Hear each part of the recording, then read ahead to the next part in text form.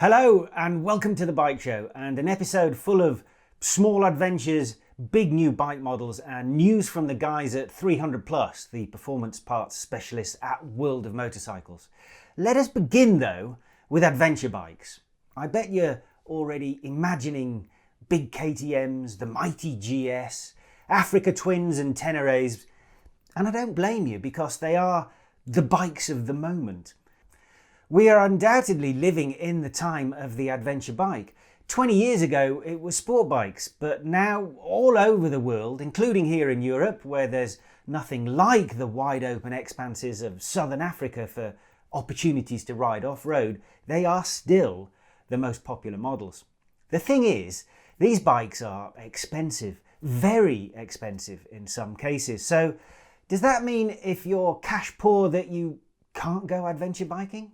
Dirt and Trail magazine decided to find out, and they invited Don along to answer that very question because he's good at scientific road testing or something. Aren't you, mate? Okay, so this is the way it works. Glenn and them from Dirt and Trail come up with these mad ideas, and then they get a bunch of bikes together and see if they can ride them off a horse. I don't know, whatever. This time they said, can we go adventure riding for on motorcycles that are less than 100,000 Rand? And they said, yes, let's do it. And then suddenly at the last minute, BMW and KTM upped their prices to 108,000 Rand. So now it's, can you go on an adventure for less than 108,000 Rand? Basically, we're making this up as we go along. They may be making it up, but it's a very valid question. In a world where even a middleweight adventure bike these days costs, well, upwards of 220, 230,000 Rand, is adventure just the reserve of the rich? I hope not, and I hope Don is about to prove otherwise. Great selection of little bikes, Don. Let's work through them, I suppose from the established names first. The big names. They've been around a little while now in this class of small adventure bikes. And why not start with the most expensive then? If 108, which one was the most expensive? It would be the BMW G310 GS at 108,800 Rand.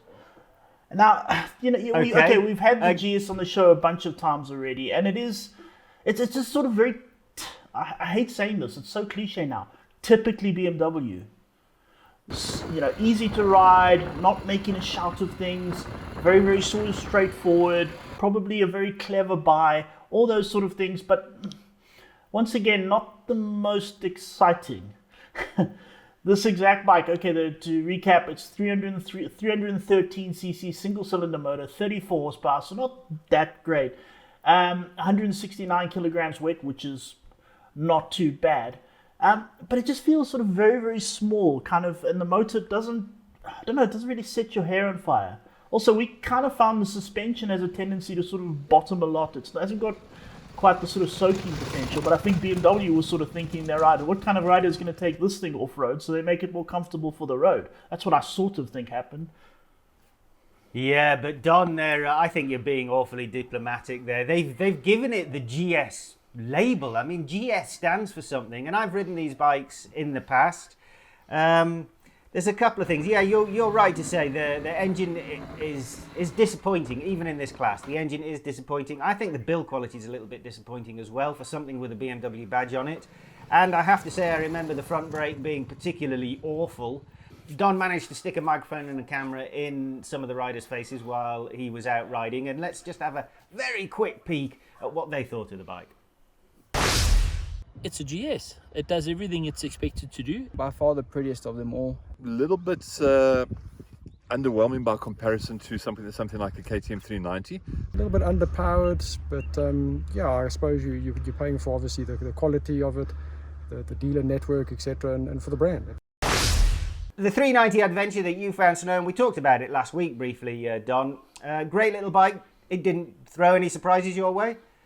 It's just every time you get on it, you know it's good. If you remember previously, we actually rode it to Clarence in the search for snow, and we found this much. But anyway, we did do sort of a big trip on it to kind of prove that you could. I had an absolutely great time. And again, you get on it now, and you sort of know, okay, the KTM is really good. And I'm sorry to all the other manufacturers that were there, but you get on the KTM and you suddenly go, yes, okay, That is why I like it so much. This thing needs to be ready to race. It needs to have all the bells and whistles, really great suspension. That 373cc single motor, it's 43 horsepower, 35 newton meters of torque. It is spectacular. Weight is good, 158 kilograms dry. We had Carl there, who's an enduro rider, jumping the thing, and he I know he absolutely loves it. Also, I mean, technology. It's got a proper TFT dash, connectivity, everything like that. It's just, you get on that bike and it's in a different world. And sorry for BMW, it's 107,999. It's actually slightly cheaper than the GS. So, oops.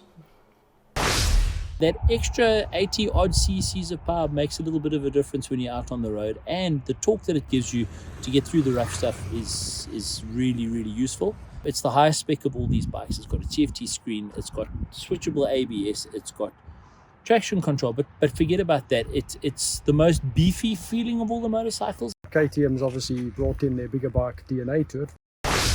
Let's move down the list a little bit. I'm going to presume probably the Honda's the next up, is it, in terms of price, Don? Honda CRF 300L. Previously it was a 250L, a bike we rather liked actually, and they've done the great thing by giving it more, because more is always good. This specific bike, it's a 286cc liquid-cooled single-cylinder motor, 27 horsepower, 26 newton meters of torque. But here's the thing, okay?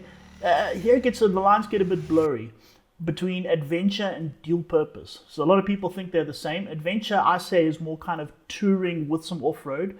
Dual purpose is more kind of off-road bike that's road legal.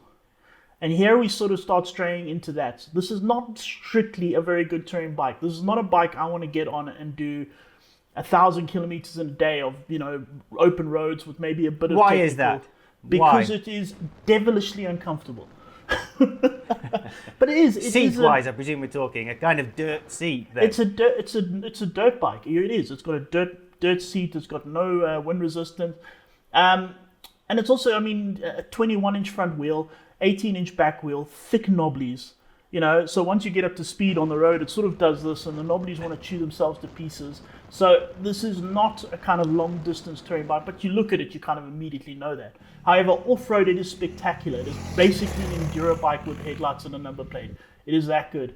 And that motor, it's not going to overwhelm anyone. It's brilliant, torquey all the way, very easy to ride. Suspension is amazing, and it weighs 142 kilograms wet, and that is by far the lightest motorcycle. Also price, compared to the KTM and the BMW, not bad, 85,000 rand. Okay, well let's have a word with the other riders again, see what they thought of the little Honda. Definitely a bike for a more aggressive motocrossy kind of guy. The Honda 300 in the dirt is just so much fun. It's a nice versatile machine. You can ride it to the trails, bash it around off-road, come back. It's basically a motocross bike with headlights and flickers on. Well, as Don mentioned, none of the bikes so far have been built in either Europe or Japan, and that continues. But we've got a new player on the South African market, Vogue. Well, they've got a 300 adventure bike. This is the first one they've brought into the country. Bound to be priced well, but is it any good, Don? Well, yeah, I've never ridden one before. I know we had Bill Hunter on the show previously, rode one or two of them, and he seemed to rather like them. This is the first time I've actually even been near one. And I got on it for the first time, and you kind of, I'd just ridden, I think it was the BMW before that, and then I got on this thing, and you kind of expect it to be Chinese. It comes from the Longchen factory in China, and you sort of expect there to be a bit of China about it. But I got on it, started it up, revved the motor, looked at everyone, and thought, not really. Where's all the China gone?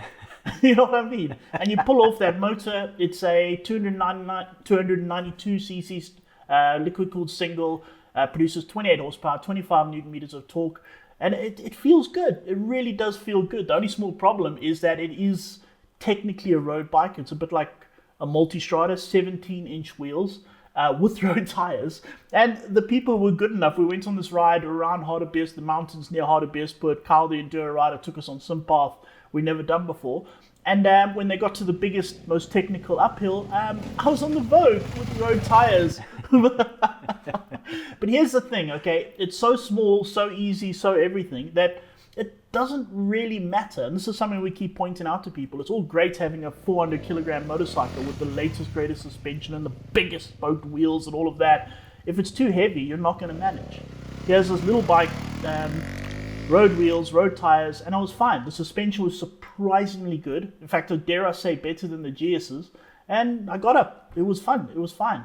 And this is a motorcycle that costs 58. Well, okay, they're still confirming the price. The bike has just landed, but it looks like it's going to be about 58,000 Rand.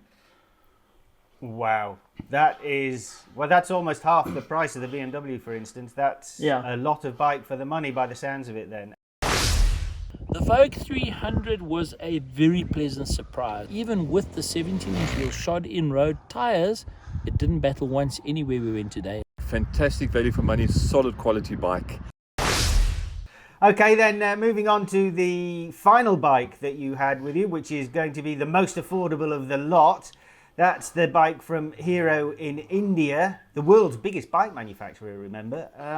Don, let's start with the one that smacks you in the face and just can't be ignored. Give me the price. The price, the Hero Xpulse 200. First of all, I must say, okay, so all the rest have all been somewhere closest to 300, all that. This is, in fact, it's a 200cc, 199cc, and an air-cooled single motor. So spec-wise, a long way down. A whole 17.6 horsepower, 15.4 newton meters of torque. However, it is 38,000 Rand.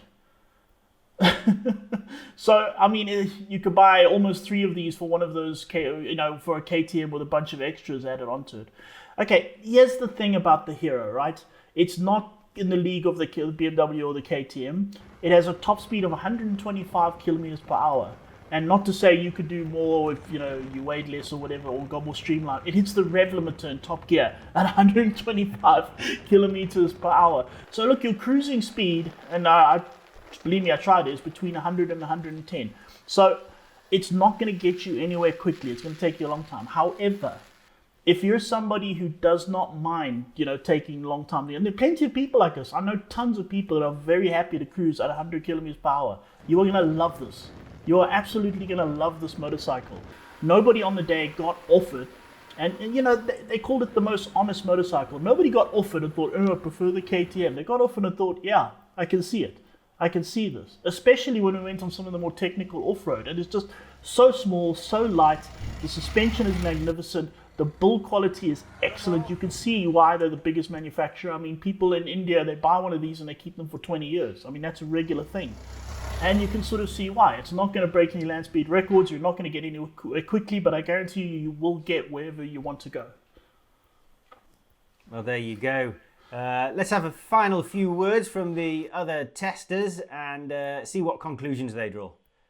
A good, solid, affordable commuter/adventurer lekker bike. At that price point, I think it's the 40 grand mark. It's a no-brainer. Rock solid build. And fantastic value for money. And then also I dig the little point-by-point navigation that comes up on the screen. There you go then. If you are a bit short of bank balance, don't imagine that you necessarily have to go short of biking adventure. As Dirt and Trail magazine has proved, there is hope for us paupers. Read more details on these adventure tiddlers in their next issue. Time for us, though, to go for a short break.